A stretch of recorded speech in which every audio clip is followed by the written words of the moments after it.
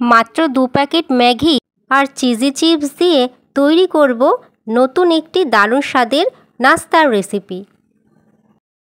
ম্যাগির এই রেসিপিটি বাচ্চাদের তো খেতে ভালো লাগবেই, এছাড়া বড়দেরও খেতে ভালো লাগবে। নমস্কার বন্ধুরা, নতুন আর একটা রেসিপিতে সকল বন্ধুদের স্বাগত। মাত্র 2 প্যাকেট ম্যাগি আর চিজি চিপস দিয়ে আজকে তৈরি করব দারুণ স্বাদের একটি নাস্তার রেসিপি। আপনারা ভিডিওটি স্কিপ না করে পুরো ভিডিওটি দেখতে থাকুন। এখন আমি মূল রেসিপিতে চলে যাচ্ছি। সবার প্রথমে ওভেনে একটা কড়াই বসিয়ে দিয়েছি, তবে গ্যাসটা এখন আমি জ্বালবো না। রেসিপির জন্য 2 প্যাকেট ম্যাগি নিয়েছি, আর এই কড়াইতে এখন আমি 2 প্যাকেট ম্যাগি দিয়ে দেব প্রথমে। এছাড়া আপনারা বাচ্চাদের টিফিনেও এই রেসিপিটি বানিয়ে দিতে পারেন। 2 প্যাকেট ম্যাগি দেওয়া হয়ে গেছে, এখন আমি এর মধ্যে কিছু চিজি চিপস দেব। আর রেসিপি তৈরি করতে করতে আরও একটি কথা শেয়ার করছি, এখনও যারা চ্যানেলটিকে সাবস্ক্রাইব করেননি তারা অবশ্যই চ্যানেলটিকে সাবস্ক্রাইব করে দেবেন, তাতে আমার আরও নতুন নতুন ভিডিও আপনার ফোনে প্রথমেই পৌঁছে যাবে। আর যারা ভিডিওটি ফেসবুক পেজ থেকে দেখছেন তারা অবশ্যই তিয়াশা ফুডস হাউস পেজটিকেও ফলো করে দেবেন। এবার আমি দিয়ে দিচ্ছি ম্যাগি মশলা, 1 প্যাকেট মশলা দিচ্ছি।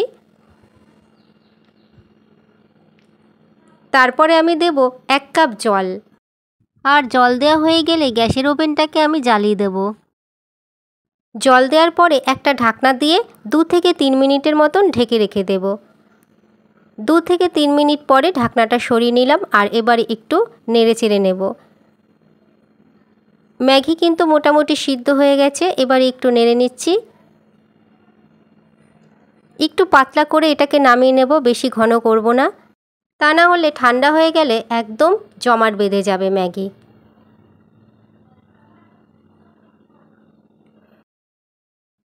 এরপরে আমি ম্যাগি একটা অন্য পাত্রের মধ্যে নামিয়ে রাখবো। আর ম্যাগি খুব ভালো করে সিদ্ধ হয়ে গেছে, এরকম একটু পাতলা থাকতে থাকতেই নামিয়ে নিচ্ছি। অন্য একটা পাত্রের মধ্যে আমি রেখে দিচ্ছি। এবারে গ্যাসের ওভেনে আরও একবার কড়াই বসিয়ে দিয়েছি, আর এই কড়াইয়ের মধ্যে আমি দিলাম 1 টেবিল স্পুন রিফাইন তেল।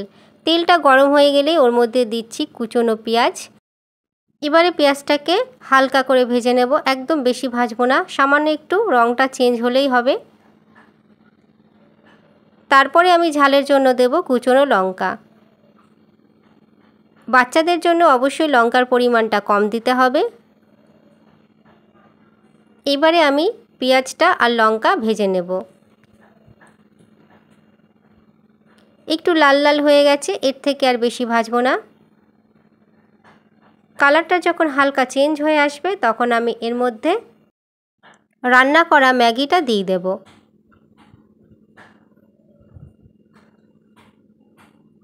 রান্না করা ম্যাগি দিয়ে দিলাম, তারপরে আবারও আমি হালকা করে নেড়ে নেব।